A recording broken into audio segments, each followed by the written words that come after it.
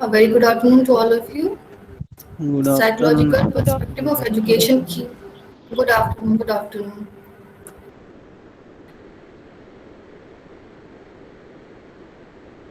Psychological perspective of education की class में जैसे कि आप सभी को पता है हमारे प्रेजेंटेशन स्टार्ट किया था उन्होंने हम सभी को एटीट्यूड का कॉन्सेप्ट समझाने की कोशिश कंटिन्यू करते हैं शशि आप रेडी हो शशि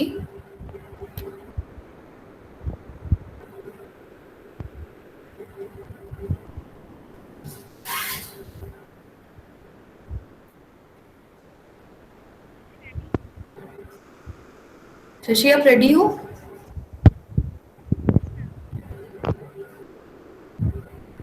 बेटा आपकी आवाज क्लियर नहीं आ रही तो आप देख लो एक बार अपना इंटरनेट कनेक्टिविटी एक बार चेक कर लो ओके मैम, एक सेकंड मैम। हाँ अब क्लियर अब बिल्कुल क्लियर है अब आप स्टार्ट कर सकते हो ओके मैम।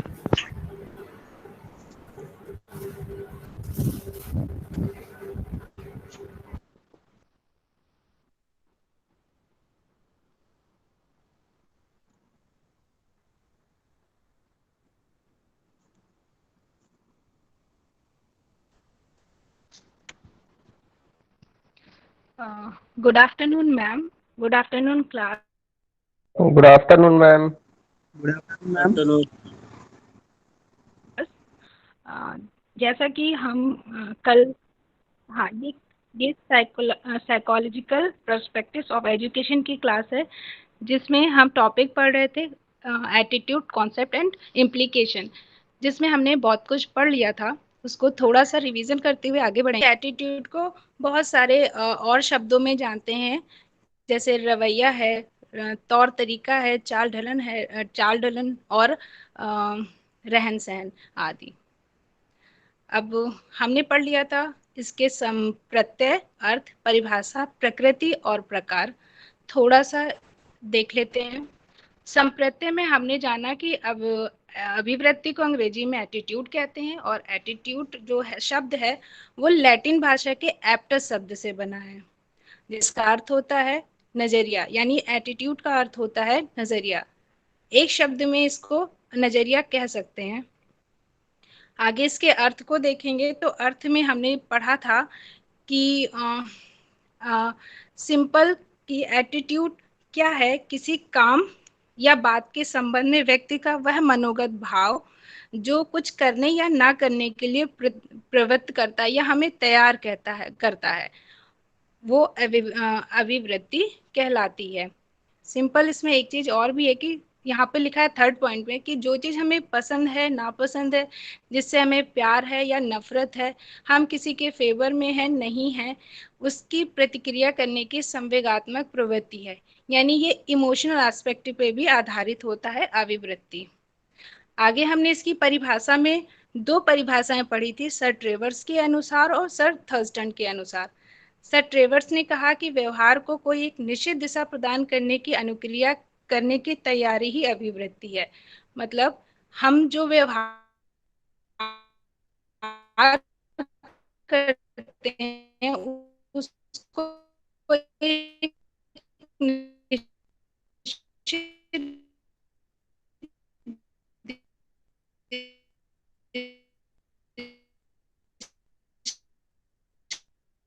मैम आपकी वॉइस कट रही है।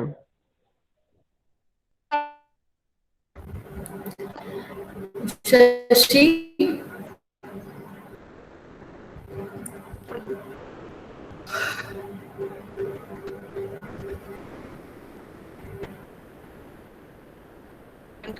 बेटा आप लोग देख लीजिए प्रक्रिया होती एक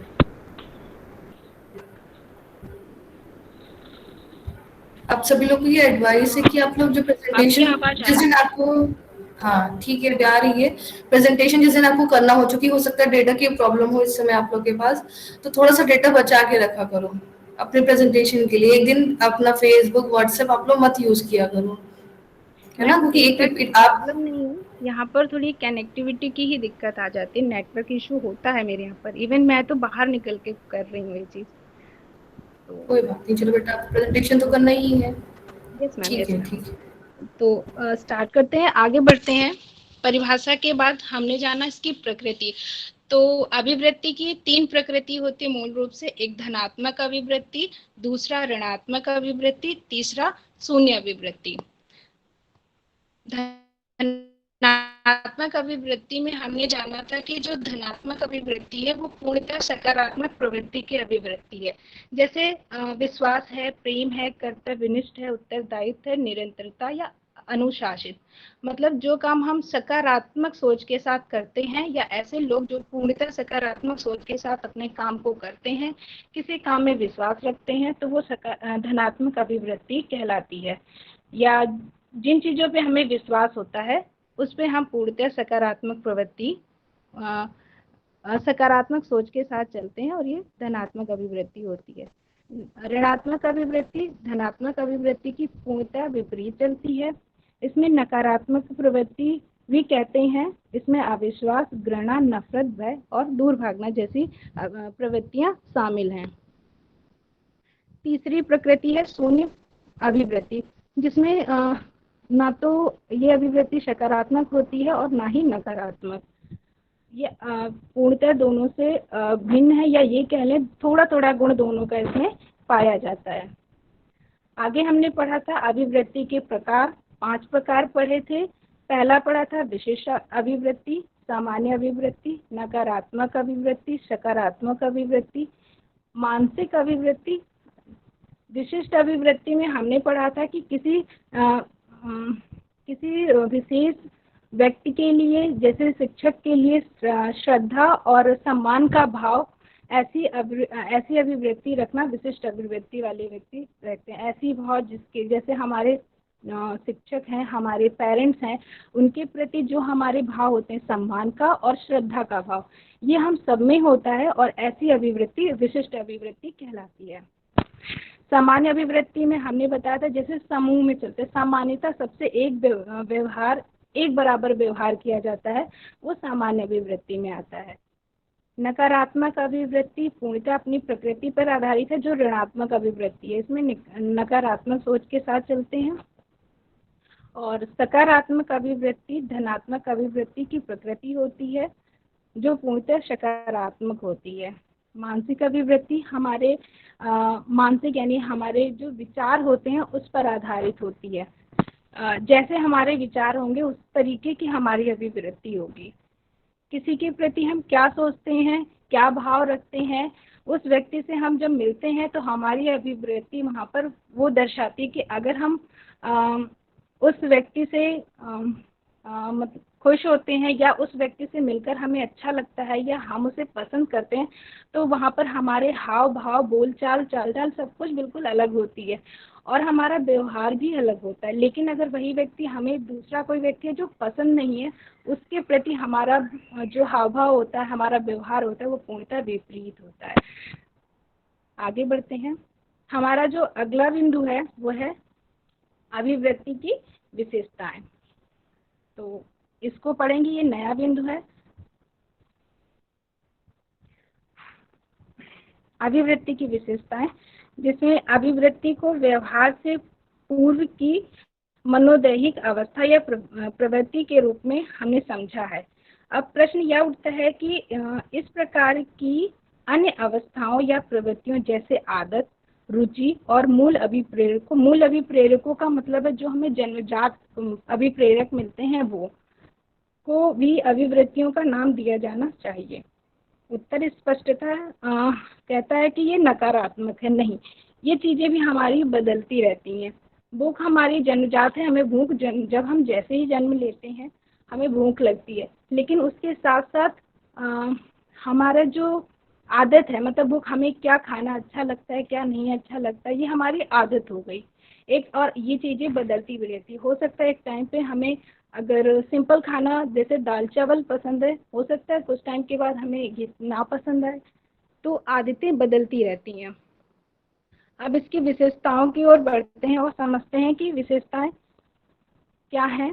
तो जो इसका पहला बिंदु है वो कह रहा है कि अभिव्यक्ति का संबंध हमेशा किसी विषय, घटना या विचार आदि से होता है।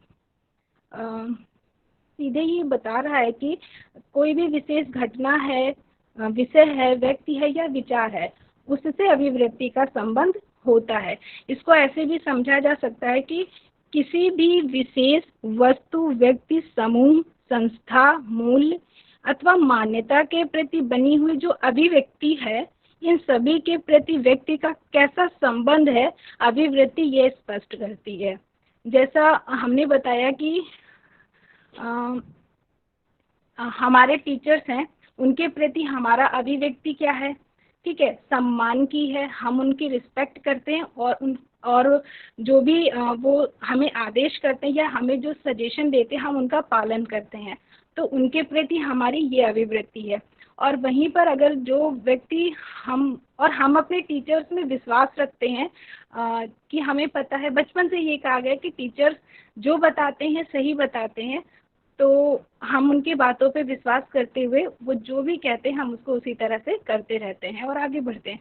अगर हम यहाँ पर एक उदाहरण दें छोटे बच्चे का, तो आपने देखा होगा छोटा बच्चा अगर उनकी मैम या उनके टीचर ने उन्हें ए फॉर एप्पल बताया है तो वो हमेशा ए फॉर एप्पल ही पढ़ता है। अगर उससे कह दो कि बेटा ए फॉर एरोप्लेन भी होता है तो बोलेगा नहीं, आपको नहीं पता, मेरी मैम ने बोला है ए फॉर एप्पल होता है तो ए फॉर एप्पल ही होता है, आपको नहीं आता। तो ये है अभिव्यक्ति, मतलब हम पूर्णतः जिस पर विश्वास करते हैं और ये सकारात्मक चलती है जहाँ पर हमारा विश्वास होता है। इसका जो अगला बिंदु है दूसरा, वो है अभिव्यक्ति अर्जित होती है। हाँ, अभिव्यक्ति अर्जित होती है कैसे? कोई भी अभिव्यक्ति जन्मजात नहीं होती, वातावरण से जो हमें एक्सपीरियंसेस मिलते हैं उसके द्वारा हम इसको गेन करते हैं या अर्जित करते हैं। इस आधार पर अभिव्यक्तियों को मूल प्रेरकों से अलग किया जा सकता है। मूल प्रेरक जैसे मैंने अभी बताया भूख, तो हम इसको उदाहरण के लिए अगर कहें कि भूख जन्मजात प्रवृत्ति है, इसे सीखा नहीं जाता, जबकि किसी विशेष प्रकार के भोजन के प्रति हमारा आकर्षण एक अर्जित प्रवृत्ति के नाते अभिव्यक्ति का रूप ले लेती है। तीसरा बिंदु है अभिव्यक्ति अपेक्षाकृत स्थायी होती है। हाँ, कुछ चीज़ें जो हम सीख लेते हैं वो स्थायी बनती जाती हैं। अब वो कैसे स्थायी हैं वो समझते हैं। किसी वस्तु या प्रक्रिया के प्रति व्यक्ति की स्वाभाविक तत्परता, जिसे अभिव्यक्ति के नाम से जाना जाता है, उसका स्वरूप बहुत कुछ स्थायी होता है। सब कुछ नहीं, लेकिन उसमें से कुछ चीज़ें स्थायी होती हैं। जैसे मूल अभिप्रेरणाओं के रूप में इतना स्थायित्व तो नहीं होता है। अगर हम उदाहरण देखें तो भूख और कामोत्तेजना संबंधी तत्परता आवश्यकता प्राप्ति के बाद समाप्त हो जाती है, लेकिन पत्नी के प्रति जो आकर्षण होता है वो कामेच्छा की संतुष्टि के बाद भी बनी रहती है। मतलब ये कह लें कि जैसे माँ है हमारी या हमारी पत्नी है, तो वो हमें खाना बना के देती हैं, तो उस खाना के प्रति हमारा आकर्षण तब तक रहता है जब तक हमें भूख लगी होती है। हम एक बार खाना खा लेते हैं, हमारी भूख समाप्त हो जाती है, हमें संतुष्टि मिल जाती है, लेकिन हमारी जो भी वाइफ हैं, मदर हैं, उनके प्रति जो हमारा आकर्षण है वो सदैव बना रहता है। तो ये स्थायी प्रवृत्ति में आता है कि ऐसी चीज़ें स्थायी बनी रहती हैं। आगे चलते हैं और देखते हैं अभिव्यक्ति की विशिष्ट दिशा में निर्देशन करती है। हाँ, अभिव्यक्ति विशिष्ट दिशा में निर्देशन करती है। अभिव्यक्तियों में दिशा और परिमाण दोनों ही पाए जाते हैं। जब कोई व्यक्ति किसी वस्तु या विचार के प्रति आकर्षित होकर उसे पाना चाहता है तो उसकी अभिव्यक्ति की दिशा सकारात्मक मानी जाती है, और अगर वह व्यक्ति विकसित होकर या उससे दूर भागना चाहता हो, विपरीत अगर उससे दूर भागना चाहे तो वह अभिवृत्ति की दिशा नकारात्मक होती है। इसमें दो दिशाएं चलती, एक सकारात्मक एक नकारात्मक। अगर हमें किसी चीज़ से हमें सुखद अनुभव होता है तो हम उसको पाना चाहते हैं और हम उसके साथ चलते हैं, तो वो हमारी सकारात्मक अभिवृत्ति होती है। और उसके जस्ट अपोजिट में नकारात्मक अभिवृत्ति कि जिस किसी व्यक्ति से, वस्तु से या किसी घटना से हमें जब नकारात्मक दुखद अनुभव होता है तो वो हमारी अभिवृत्ति वहाँ पर नकारात्मक हो जाती है और हम उस चीज़ से दूर भागते हैं। एक टाइम आता है कि हम उससे नफरत भी करने लगते हैं और उससे चिड़चिड़ाना, चिढ़ भी होने लगती है। अगर हमसे कोई उनकी बात भी करे तो भी हम चिढ़ जाते हैं। तो अगला पॉइंट कहता है कि अभिवृत्ति में प्रेरणात्मक गुण होता है। ये इसकी विशेषता है कि इसमें प्रेरणात्मक गुण होता है। अभिवृत्तियों के विकास में किसी अभिप्रेरणा का हाथ होता है, जबकि आदत आदि अन्य प्रवृत्तियों में यह आवश्यक नहीं है। अगर इसको उदाहरण से समझे तो सीधे हाथ से लिखने की आदत को ही ले लें। जैसे हम सीधे हाथ से लिखते हैं, इस आदत को अगर लें तो किसी अभिप्रेरणात्मक प्रभाव से जुड़ा हुआ नहीं माना जा सकता है। ठीक, मतलब ये हमारी आदत होती है और ये प्रेरणात्मक नहीं होती है। लेकिन हाँ, अगर हम इसका सर्वे देखें तो मैक्सिमम लोग हैं जो राइट हैंड से लिखते हैं, लेकिन कुछ % लोग ऐसे भी हैं जो अपने लेफ्ट हैंड का यूज करते हैं लिखने के लिए और या अन्य कामों के लिए। आगे और अगर एक और उदाहरण देखें तो अपने परिवार, राष्ट्र और धर्म, अन्य पवित्र एवं प्रतिष्ठित संस्थाओं के प्रति बनी हुई अभिवृत्तियों में कोई निश्चित प्रेरणात्मक प्रभाव पूरी तरह स्पष्ट हो सकता है। हाँ, जैसे कि अगर हम हिंदू हैं तो हिंदू का जो धर्म है, हम उसके प्रति पूर्णतः हम उससे प्रेरित होते हैं और उसी को लेकर के आगे बढ़ते हैं। या अगर कोई कह दे कि नहीं, आप मंदिर नहीं जाएंगे, आप गुरुद्वारा जाए या आप गिरजाघर जाएं, तो हम ये करना पसंद नहीं करेंगे, क्योंकि हम हिंदू हैं और हम चाहेंगे कि हम मंदिर ही जाएं पहले, क्योंकि वहाँ हमारे नाथ हैं, वहाँ हमारे भगवान हैं। ऐसा हमारा मानना होता है। ये अभिवृत्ति इस बात की, मतलब हम जिस चीज से जुड़े हुए होते हैं उस तरफ खींचती है, उसकी प्रेरणा देती है। आगे बढ़ते हैं तो नेक्स्ट पॉइंट कहता है अभिवृत्ति में तीव्रता का गुण पाया जाता है। हाँ, इसकी एक विशेषता ये भी है कि इसमें तीव्रता का गुण पाया जाता है। कैसे पाया जाता है कि जैसे कि बताया कि इन्वायरमेंट से हम चीज़ों को अर्जित करते हैं, तो तीव्रता यहाँ वर्ड यूज किया गया है। मतलब जो चीज़ें हमें प्रभावित करती हैं, आकर्षित करती हैं, उन चीज़ों को हम जल्दी आकर्षित होते हैं और उनको जल्दी अर्जित करते हैं। इसलिए इसमें कहा गया कि तीव्रता का गुण पाया जाता है। और कुछ चीज़ें जो हमें पसंद नहीं भी आती हैं, या अगर आपने सुना हो, हमारे पेरेंट्स कहते हैं तुम्हारा ये रवैया, एटीट्यूड को रवैया भी कहते हैं। तो अगर हमारे पेरेंट्स कहते हैं कि तुम्हारा ये रवैया ठीक नहीं है, ज़रा सुधार लो, ऐसा कहते हैं, तो हम सोचते हैं ठीक है, पेरेंट्स कह रहे हैं तो सही होगा, तो कहीं ना कहीं हम उन चीज़ों को छोड़ते हुए आगे बढ़ते हैं। और वहीं पर अगर हमें किसी चीज़ से एप्रिशिएशन मिलता है तो कहा जाता है तुम्हारी ये आदत बहुत अच्छी है, इसको आगे कंटिन्यू करना या इसी के साथ चलते रहना, तो हम उस चीज़ों से खुश होते हैं और आगे बढ़ते रहते हैं। तो इसमें तीव्रता का गुण इस प्रकार से पाया जाता है। यहाँ पर अभिवृत्ति की विशेषताएं समाप्त होती हैं। आगे बढ़ते हैं। अगला बिंदु है हमारा अभिवृत्ति निर्माण अथवा विकास संबंधी कारक। अब अभिवृत्ति का निर्माण और जो उसके विकास संबंधी कारक हैं उसके बारे में देखेंगे। तो इसको मुख्य रूप से 2 तरीके से बांटा गया है। और पहला है व्यक्ति में निहित कारक और दूसरा है व्यक्ति के वातावरण में निहित कारक। व्यक्ति के वातावरण में निहित कारक का मतलब है कि व्यक्ति जिस वातावरण में रहता है उसमें जो कारक हैं वो उसे किस प्रकार से प्रभावित होता है। तो इसको एक एक करके समझते हैं। सबसे पहले हम समझेंगे कि अभिवृत्ति निर्माण अथवा विकास संबंधी कारक हैं क्या। तो अभिवृत्तियों का निश्चित रूप से अर्जन ही होता है, ये जन्मजात नहीं होती। यहाँ पहले भी बता चुके हैं कि इसको हम अर्जित करते हैं, ये जन्म से हमें नहीं मिलती हैं।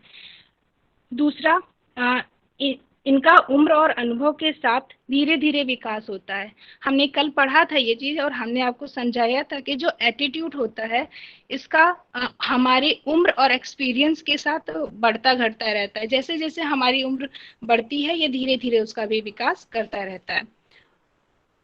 घटता इसलिए बोला कि कुछ चीजें हम छोड़ते हैं तो कुछ चीजें हम ग्रहण भी करते हैं। अब हम बात करते हैं व्यक्ति में निहित कारक। व्यक्तिगत हम सभी सब में अलग अलग व्यक्तिगत विभिन्नताएं हैं। उसके आधार पर ये हमें अभिवृत्तियों का निर्माण होता है और उसके आधार पर ही ये हमें प्रभावित भी करती हैं। तो देखते हैं व्यक्ति में निहित कारक, factors with in the individuals. व्यक्तिगत विभिन्नताएं व्यक्तियों को अभिवृत्तियों को जन्म देती हैं। जो हमारी व्यक्तिगत विभिन्नताएं होती हैं वो हमारी अभिवृत्तियों को जन्म देती हैं। वातावरण से कौन किस प्रकार की अभिवृत्ति ग्रहण करेगा यह बालक की अपनी बुद्धि और विकास संबंधी विशेषताओं पर निर्भर करता है। मतलब सिंपली इसमें है कि व्यक्ति में निहित कारक का मतलब है कि सभी में विभिन्न तरीके की विभिन्नताएं हैं। जिसकी जैसी बौद्धिक क्षमता होगी वैसा उसका विकास होगा। तो इसका पहला बिंदु है शारीरिक वृद्धि एवं विकास। इसको समझेंगे फिजिकल ग्रोथ एंड डेवलपमेंट। अभिवृत्तियों के विकास में शारीरिक वृद्धि एवं विकास भी महत्वपूर्ण भूमिका निभाता है। मतलब कि अगर गिरा हुआ शरीर यानी गिरा हुआ शारीरिक स्वास्थ्य यानी हम अगर शारीरिक रूप से अस्वस्थ हैं, अक्षम हैं और शरीर के किसी भी अंग का समुचित कार्य न करना बालक को संवेगात्मक रूप से भी पीछे ढकेलता है। जैसे कोई बालक है अगर वो शारीरिक रूप से स्वस्थ नहीं है, अक्षम है, कोई कार्य करने में वो सक्षम नहीं है, तो वो उसका जो संवेगात्मक विकास होगा वो उसी प्रकार से होगा। कहीं ना कहीं उसको वो चीजें पीछे ढकेलती रहेंगी जिससे उसके सामाजिक विकास में बाधा होती है और ऐसे में बालक में अभिवृत्तियों का ठीक रूप से भी विकास नहीं हो पाता। एक 16 वर्ष की अपाहिज अथवा ठिगनी या बदसूरत बालिका में अपनी सुंदरता और स्वस्थ और लंबे कद की सहपाठनी की तरह अभिवृत्तियों के पनप सकने की कल्पना न्यायसंगत नहीं है। मतलब कि अगर हम यहाँ पर देखें, उदाहरण लें कि दो अलग अलग बालिकाएं हैं, एक बहुत ही अच्छी हाइट की है और बहुत सुंदर है और वो पढ़ने में भी अच्छी है, और वहीं पर थोड़ा सा अपोजिट अगर हम देखें कि दूसरी जो बालिका है वो देखने में कम अच्छी है, ऐसा उसको लगता है, या फिजिकल अपीयरेंस की बात करें और उसकी हाइट भी कम है, तो कहीं ना कहीं वो उसको देख करके प्रभावित होगी और उसके अंदर हीन भावना का विकास होगा जो उसके सामाजिक जो उसके ये विकास को प्रभावित करेगा। आगे बढ़ते हैं और देखते हैं बौद्धिक विकास।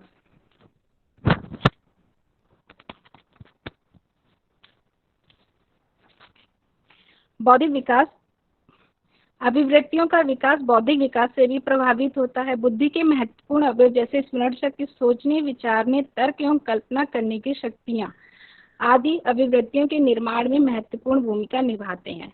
मतलब बिल्कुल जिस प्रकार की हमारी बुद्धि होगी उसी प्रकार की हमारी स्मरण शक्ति होगी, सोचने विचारने की शक्ति भी वैसी ही होगी, और जो हम तर्क वितर्क या हम कल्पना करते हैं वो भी उस पर ही आधारित होती है। तो विकास संबंधी कारक में हमारा बौद्धिक विकास भी प्रभावित करता है। आगे है, अगर हम इसको उदाहरण से समझें तो देखा जाए कि ये वहां पर सेम आ जाएगा कि कम बुद्धि का बालक है और एक तीव्र बुद्धि का बालक है, दोनों का जो बौद्धिक विकास होगा वो उसी प्रकार से होगा। हो सकता है एक धीरे धीरे सीखे और एक जल्दी सीख जाए। तो जो धीरे धीरे सीखेगा उसकी उसको और जो तेज सीख जाएगा, दोनों को देख करके उसको प्रभावित करेगा कि अरे मैं क्यों नहीं सीख सकता, ये सीख गए हैं तो मैं भी सीख। कभी वो निगेटिव जाएगा तो कभी वो पॉजिटिव जाएगा, कभी उसकी सोच सकारात्मक जाएगी, कभी नकारात्मक जाएगी। और इसकी आगे जो अगला बिंदु है वो है संवेगात्मक विकास। संवेगात्मक विकास भी अभिवृत्तियों के विकास पर प्रभाव डालता है। व्यवहार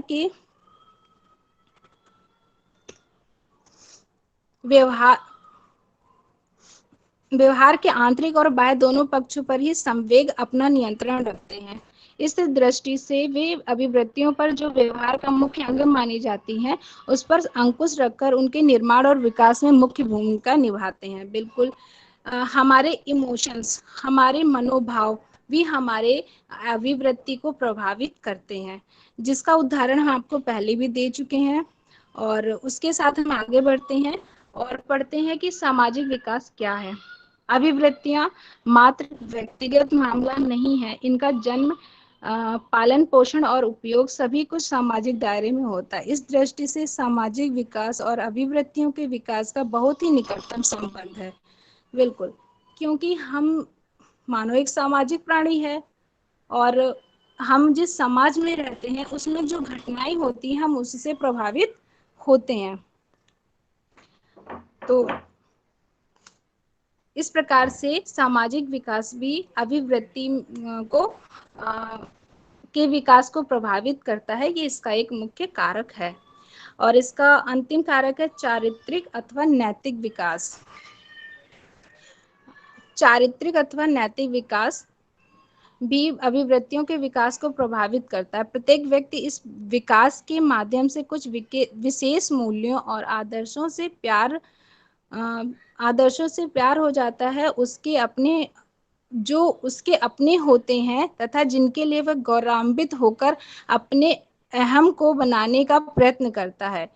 मतलब इसमें सीधे सीधे है कि बहुत सारी चीजें ऐसी होती है जो हम नैतिक विकास की अभिवृत्ति को प्रभावित करती है और हमारे चारित्रिक अभिवृत्ति को प्रभावित करती है। यहाँ सीधे यही आ जाता है कि हम जिससे ज्यादा प्रेरित होते हैं हम उस ओर आकर्षित होते हैं। जैसे राष्ट्र प्रेम को ले लें हम। राष्ट्र प्रेम, अगर हमसे कोई कह दे कि हमारा अगर फ्लैग है, फ्लैग अगर कहीं गिरा हुआ है तो वहां पर हमारा नैतिक विकास भी आ जाएगा और चारित्रिक, कि हमें पता है कि हम अपने राष्ट्र से कितना प्यार करते हैं और हमें सिखाया गया है कि हमें अपने कुछ जो राष्ट्र से जुड़ी धरोहर है या ये कह लें कि हम उसके जो प्रतीक चिन्ह है उनका सम्मान करना है, उनका आदर करना है। तो हम उस फ्लैग को फटाक से उठा लेंगे और उसको जिस तरीके से फ्लैग को रखा जाता है उस तरीके से उसे रखेंगे। इसके साथ ये पूरा होता है और आगे बढ़ते हैं अगले बिंदु पे। अगला बिंदु है हमारा व्यक्ति के वातावरण में निहित कारक। व्यक्ति के वातावरण में निहित कारक मतलब व्यक्ति जिस वातावरण में रहता है उसमें जो कारक हैं वो उसको प्रभावित करते हैं। जैसे घर और परिवार। बिल्कुल, हमारे घर का जो वातावरण होगा वो भी हमारे व्यक्तित्व को प्रभावित करेगा। जैसे अगर मान लें कि जो हमारे जो माता पिता, भाई बहन आदि सदस्य जो भी हमारे घर में हैं, तो जो छोटे बच्चे होते हैं अपने बड़ों को देख करके चीजें सीखते हैं। क्या अच्छा है क्या बुरा है वो उनसे ही सीखते हैं। तो घर का वातावरण जैसा होगा बच्चे का विकास भी उसी तरीके का, उसकी अभिवृत्तियों का विकास भी उसी पर आधारित होगा। आगे बढ़ते हैं और अगले बिंदु को देखते हैं, सामाजिक वातावरण। सामाजिक वातावरण सोशल इन्वायरमेंट। सामाजिक वातावरण यानी सोशल इन्वायरमेंट, इसमें हमारा आस पड़ोस भी आ जाता है और हमारा विद्यालय भी आता है। और अगला बिंदु विद्यालय का वातावरण भी है। ये दोनों चीजें ऑलमोस्ट सेम है, लेकिन इसको ही साथ में लेकर के चलते हैं कि सामाजिक वातावरण में जो अभिवृत्ति का निर्माण होता है वो हमारे जो समाज से हम जो अनुभव करते हैं उस चीजों को लेकर के जब हम आगे बढ़ते हैं तो हमारा सामाजिक वातावरण यानी हमारी जो सामाजिक अभिवृत्ति होती है उसका निर्माण होता है। और अगर विद्यालय वातावरण का बात करें तो हम विद्यालय जब जाते हैं वहां पर हमें जो चीजें सिखाई गई हैं या हम जब वो चीजें वहां देखते हैं तो उनको जब हम अर्जित करते हैं तो हमारी वहां पर वो चीजें अर्जित करते हैं तो वो भी अभिवृत्ति, अर्जित अभिवृत्ति होती है। जैसे बड़ों का सम्मान करना तो हम घर से भी सीख जाते हैं, लेकिन हमारे टीचर्स भी बताते हैं बड़ों का सम्मान करना चाहिए, उनकी बात माननी चाहिए। जैसे अगर आपको पता है हम सब ये हैं, और अगर हम प्रिंसिपल रूम के सामने से निकलते हैं तो हम सीधे वहाँ पे शांत हो जाते हैं कि हमको पता है ये हमारे प्रिंसिपल का रूम है, यहाँ पे शोर नहीं करना है। तो बच्चे भी कहीं ना कहीं इन चीजों को देखकर और समझते हैं और सीखते हैं, और उनको अपने एटीट्यूड में इंक्लूड भी करते हैं। अगला बिंदु है संचार, संपर्क और प्रचार के साधन। संचार, संपर्क और प्रचार के साधन का मतलब है कि जिन माध्यमों से हम जो सूचनाएं प्राप्त करते हैं, जैसे पत्र पत्रिकाएं हो गई, रेडियो, टेलीविजन, सिनेमा, अन्य प्रचार सामग्री भी अभिवृत्तियों को जन्म देने, उनका विकास करने अथवा उनमें नवीन परिवर्तन लाने की दिशा में महत्वपूर्ण भूमिका निभाती हैं। जैसे व्यक्ति इनके द्वारा प्रचारित विचारों से प्रभावित हो जाता है तथा धीरे धीरे उसके विचार अपने लगने लगते हैं। जैसे कि अगर हम मान ले टीवी पे कोई प्रचार प्रसारण किया जा रहा है, तो अगर हम उसको देखते रहेंगे तो हम कहीं ना कहीं उस पर विश्वास करने लगते हैं, और हम उस पर विश्वास करने लगते हैं, और हमारी सोच भी बदलने लगती है। और हम वहीं पर हमारी सोच, अगर हमें उन चीज़ों पे विश्वास हो जाता है और हमारी सोच बदलने लगती है, सकारात्मक प्रवृत्ति आती है, तो सकारात्मक अभिवृत्ति का विकास होता है। और अगर हमें उस पर विश्वास नहीं आता, बहुत सी चीज़ें ऐसी आती है, जैसे कहा जाता है आप स्क्रीन पे लगाइए, आप 2 दिन में गोरे हो जाएंगे। या आप, जैसे अभी पहले आया था कोरोना की दवा आ गई, तो क्या कोरोना की दवा आ गई थी उस समय? नहीं। तो वो हमें भ्रम में डाला जा रहा था और हम उस पर पूर्णतः विश्वास नहीं कर पा रहे थे, तो हम फिर उसे वो हमारी नकारात्मक अभिवृत्ति का विकास कर रही थी। आगे बढ़ते हैं और देखते हैं कि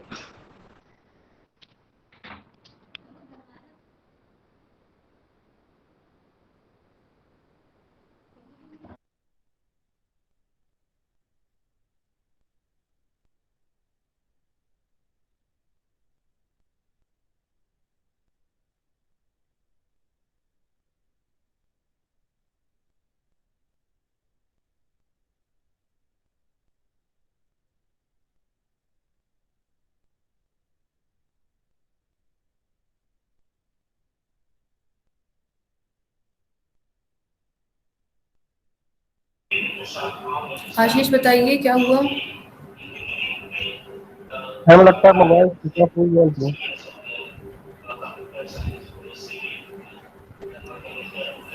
शशि,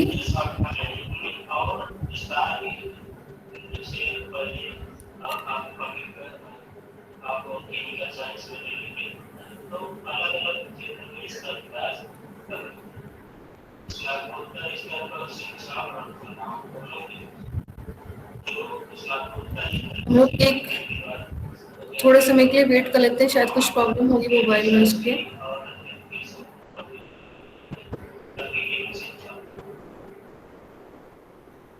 कोई स्टूडेंट उससे कांटेक्ट करके बताए कि क्या स्टेटस है, क्या हो गया। मैम अभी लेफ्ट में 2 मिनट वेट कर लीजिए, हो सकता है मोबाइल में कुछ प्रॉब्लम हुई हो। ओके आशुतोष। मैंने देखा था वो बैटरी डिस्चार्ज हो गई फोन की शायद। हाँ सैमसंग डिस्चार्ज होता है, मैंने भी देखा था। ठीक है, कोई बात नहीं, वेट कर लेते हैं।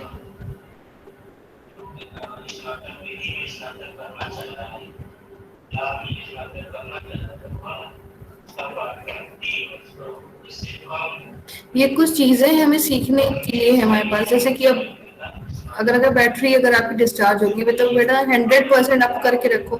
कुछ प्रेजेंटेशन कर लेना, पढ़ा देना ही बहुत ज्यादा मायने नहीं रखता, किस तरीके से आपने प्रेजेंट किया, किस तरह से उसकी प्रिपरेशन की, ये भी बहुत इम्पोर्टेंट वर्क है। जैसे आपको देखना चाहिए कि डेटा की बात अभी जब हो रही थी, तो जैसे बहुत से हो सकता है काफी लोगों के पास सिर्फ मोबाइल डेटा ही हो, नहीं उनके पास वाईफाई की सुविधाएं हो सकता है बेसिकली। तो आप लोग को इन सब चीजों का थोड़ा ध्यान रखना चाहिए।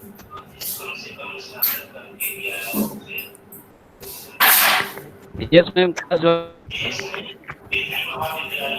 हाँ संजय बताइए। उसको ज्वाइन कर रहे हैं। ठीक है ठीक है।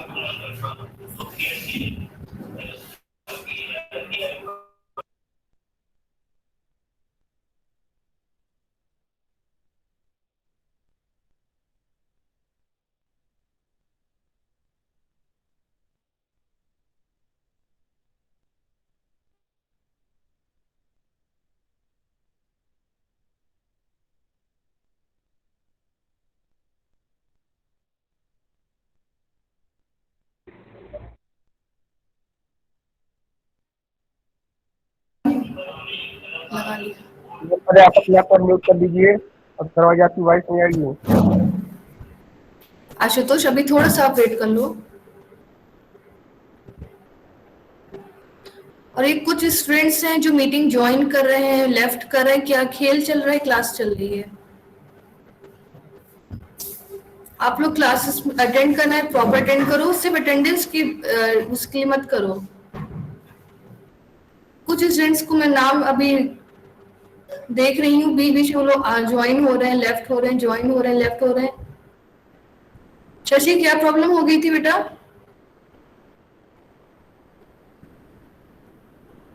मैम माइक्रोफोन का ऑफ है। Shashi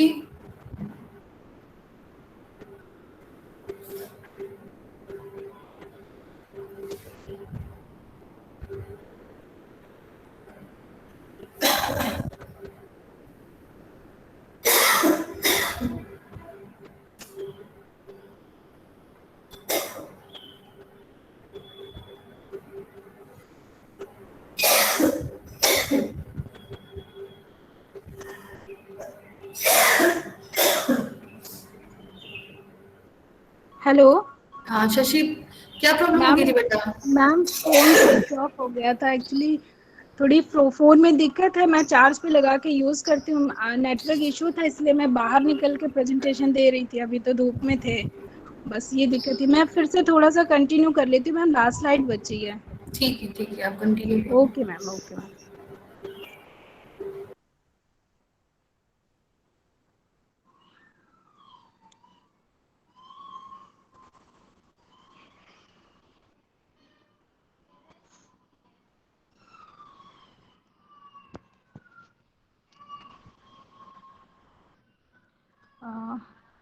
hello class.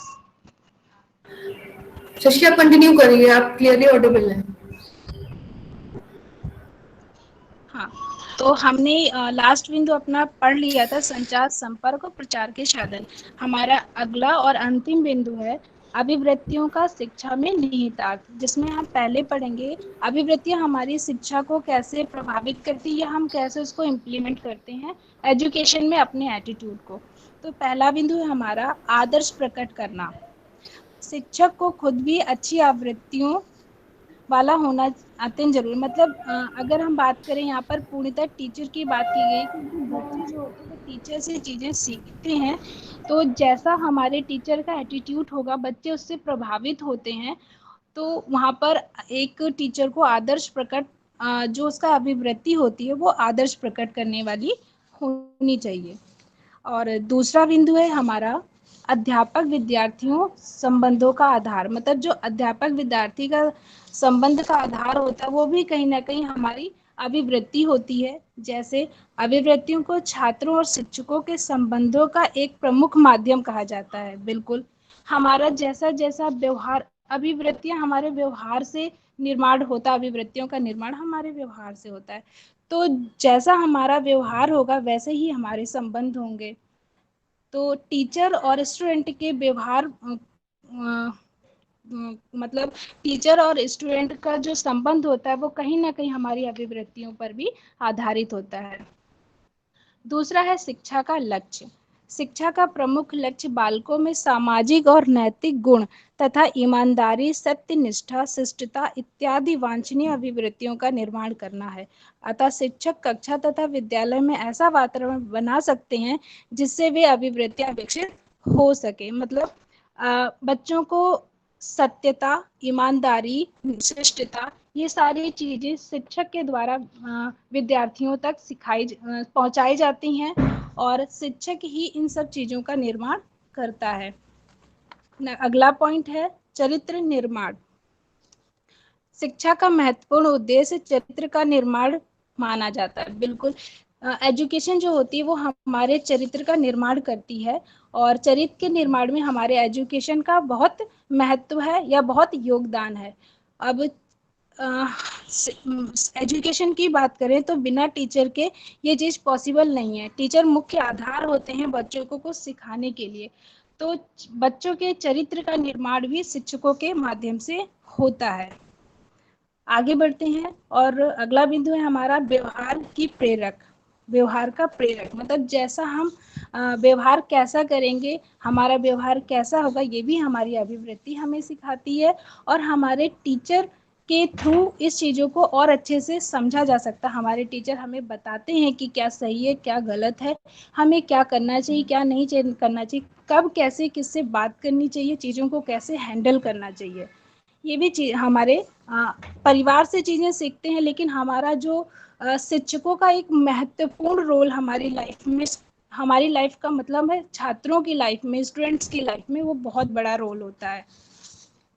बिना टीचर्स के स्टूडेंट का जो अस्तित्व है वो कह सकते हैं कि ना के बराबर है, क्योंकि हम जो भी सीखते हैं टीचर्स, और टीचर्स का ये मतलब नहीं है कि सिर्फ वो स्कूल या विद्यालय या महाविद्यालय विश्वविद्यालय का टीचर हो। टीचर जो चीज़ हमें जहाँ से सीखने को मिलती है वो हमारे लिए अध्यापक ही होता है। आगे बढ़ते हैं और इसका अगला और लास्ट बिंदु देखते हैं जो है अवांछनीय अभिवृत्तियों से बचाव। जहाँ हमने देखा कि अभिवृत्तियों मतलब शिक्षा से चरित्र का निर्माण होता है, व्यवहार को प्रेरणा मिलती है, वहीं पर अवांछनीय अभिवृत्तियों से बचाव भी करती है। स्कूल विद्यालय में बालक की विभिन्न प्रकार की अवांछनीय अभिवृत्तियां दिखाई देती हैं। बिल्कुल, टीचर इसको डायग्नोज कर लेते हैं और वो समझते हैं कि कौन सा बालक का व्यवहार कैसा है, क्या सही है क्या गलत, ये टीचर बहुत जल्दी समझते हैं। और अगर आगे देखें तो अध्यापक और माता पिता उसके अभिभावकों का दायित्व बनता है कि ऐसी अभिवृत्तियों का मापन एवं मूल्यांकन करें तथा बालक को उनके प्रभाव से बचाने की कोशिश करें। इस काम में शिक्षक का चरित्र महत्वपूर्ण भूमिका निभाता है।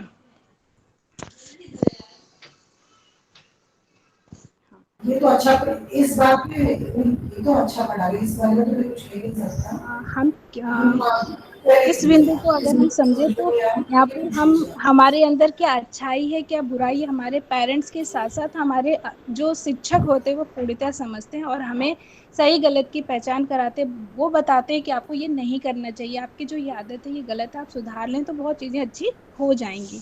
तो इसी के साथ हमारा जो ये टॉपिक था अभिवृत्ति एटीट्यूड वो समाप्त होता है। अगर ये है संदर्भ ग्रंथ सूची, आप लोगों की कोई क्वेरीज हो, कोई डाउट हो या कुछ सुझाव हो तो आप लोग बताइए।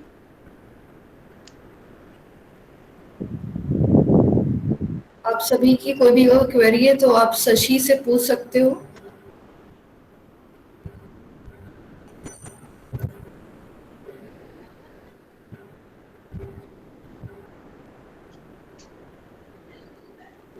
हाँ राजेश बताइए।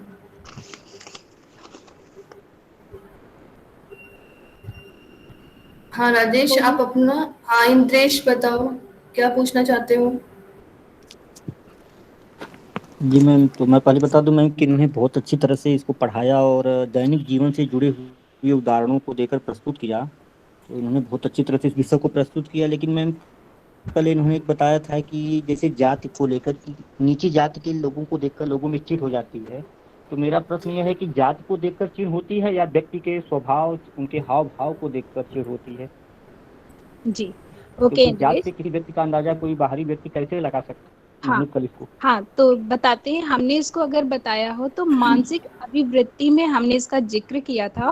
और मानसिक अभिवृत्ति क्या होती है, वो हर चीज को लेकर के चलती है। ये हमारी मानसिक अभिवृत्ति कहती है कि अगर कोई स्थान कोई जाति, हमने जाति की अगर आप बात करें तो बेशक हमें उस पर्सन को देख करके नहीं पता चलता कि उसकी जाति क्या है। हमने क्या, ये हमारी मानसिक अभिवृत्ति है। अगर हमको कहीं से भी, हमने ये पर्टिकुलर किसी पर्सन को जानने की बात नहीं की थी कि वो हमारे सामने खड़ा है तब हम उसकी जाति को लेकर के उसके लिए हीन भावना रखेंगे, नहीं।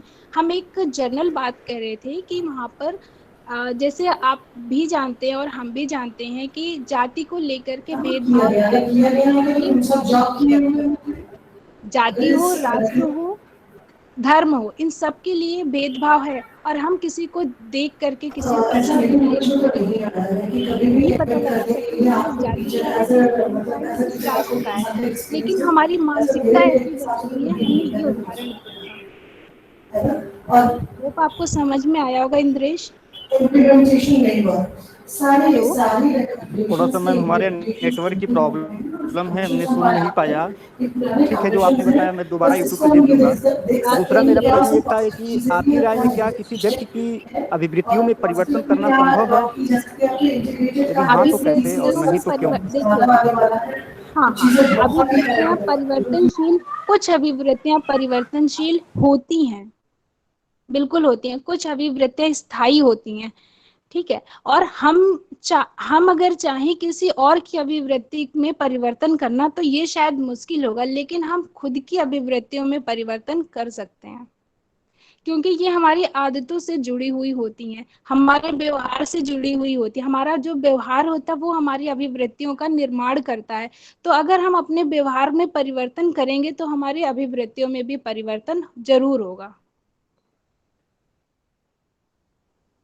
उम्मीद है आपको समझ में आया होगा।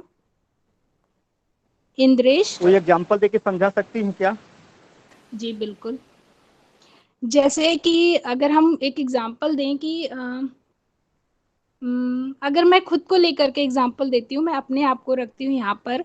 एग्जांपल ये है कि अगर मुझे कोई पर्सन पसंद है, मैं मतलब एक ऐसी बात कर रही हूँ कि कोई एक व्यक्ति मुझे पसंद है और एक व्यक्ति मुझे नहीं पसंद है, ठीक है। तो दोनों के प्रति जो मेरा व्यवहार है वो अलग है, ठीक है। अब अगर हम सामाजिक व्यवहार की बात करें तो सामाजिक स्तर पे वो व्यवहार सेम रहेगा, लेकिन अगर हम पर्सनल जो व्यक्तिगत व्यवहार होगा उसकी बात करें तो उसमें परिवर्तन होगा। हो सकता है कि जो व्यक्ति मुझे पसंद है उसके लिए मैं कुछ भी करने को तैयार हूँ, जो व्यक्ति मुझे पसंद नहीं है उसकी अच्छी चीजों को भी मैं सुनने को तैयार नहीं हूँ। समझ रहे हैं। और एक टाइम ऐसा आता है जब हम खुद को जर्नलाइज करते हैं या खुद का मतलब अपने विचारों का विश्लेषण करते हैं, तो वहां पता चलता है कि नहीं हमने गलत किया। तो हो सकता है हम उस टाइम पे अपने अभिवृत्ति को बदले या अपने व्यवहार को बदलेंगे तो हमारी अभिवृत्ति बदलेगी और दोनों से हम समान रूप से व्यवहार करने लगे, यह हमारे सामान्य अभिवृत्ति में आ जाता है। फिर मैंने आपको अभिवृत्तियों के प्रकार भी बताए हैं जिसमें अलग अलग अभिवृत्ति को डिफाइन किया था। उम्मीद है आपको समझ में आया होगा। इंद्रेश जी, हाँ, उम्मीद है आपको समझ में आया होगा। आपने जो दो किसी जी बोलिए। हेलो, हाँ बोलिए, बोलिए इंद्रेश। जैसे किसी घटना और किसी घटना या किसी व्यक्ति के को देखकर हमारे मन में भी जो विचार आते हैं, कोई सकारात्मक भी हो सकते हैं, नकारात्मक। बिल्कुल है कि हमारे मन में कोई विचार उत्पन्न नहीं होता, उस परिस्थिति में क्या हम किस प्रकार की अभिवृत्ति रखेंगे? बिल्कुल, जब हमारे मन में किसी भी प्रकार का, चाहे वो सकारात्मक हो या नकारात्मक हो, ऐसी कोई भी प्रवृत्ति की मतलब विकास नहीं होता है, तो वहां पर हमारी शून्य अभिवृत्ति काम करती है। न्यूट्रल रहते हैं हम, अरे हो रहा है तो होने दो, हमें क्या फर्क पड़ता है, जा रहा है तो जाने दो, हमें क्या फर्क पड़ता है। आपने ये लाइन सुनी होगी, बहुत ही जर्नल वर्ड्स मैंने यूज किया ये चीज को समझाने के लिए। जब हम किसी चीज से ना प्रभावित हो, मतलब बिल्कुल प्रभावित नहीं होते, चाहे वो सकारात्मक हो या नकारात्मक हो, वहां पर शून्य अभिवृत्ति काम करती है। और शून्य अभिवृत्ति वाले व्यक्ति को फर्क ही नहीं पड़ता कि क्या हो रहा है क्या नहीं हो रहा, उसको अपने से मतलब होता है सिर्फ। उम्मीद है आपको समझ में आया होगा। हेलो, आपके सवालों का जवाब मिल गया इंद्रेश?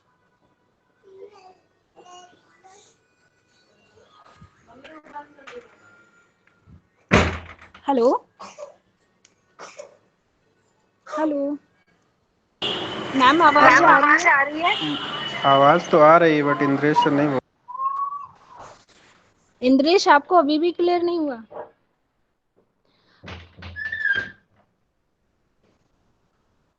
हेलो मैम, इंद्रेश आप अपने आप को अनम्यूट कीजिए।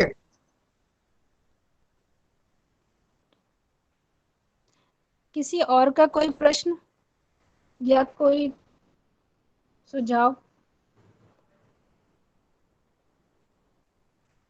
देखिए, अगली कक्षा का समय हो रहा है। अगर आपके कोई प्रश्न हैं तो प्लीज पूछिए। टाइम बहुत हो गया है तो हम क्लास को वाइंड अप करना चाहेंगे।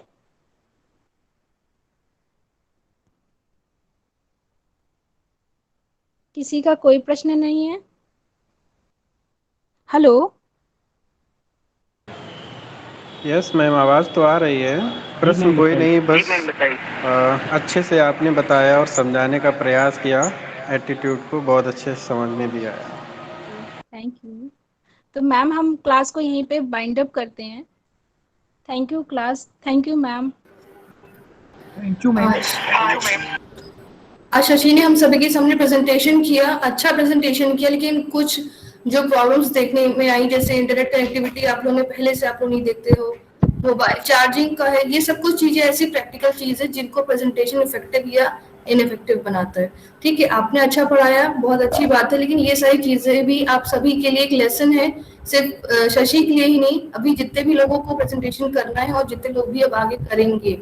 हम लोग टीचर्स एजुकेटर्स हैं, तो ये काम हमें हमेशा ही करते रहना है। तो कोई भी काम आप जब प्रेजेंटेशन कर रहे हो तो सबसे पहले उसकी जो एसेंशियल थिंग्स है, आपका मोबाइल है, आपका बैटरी है, सब रिचार्ज होना चाहिए।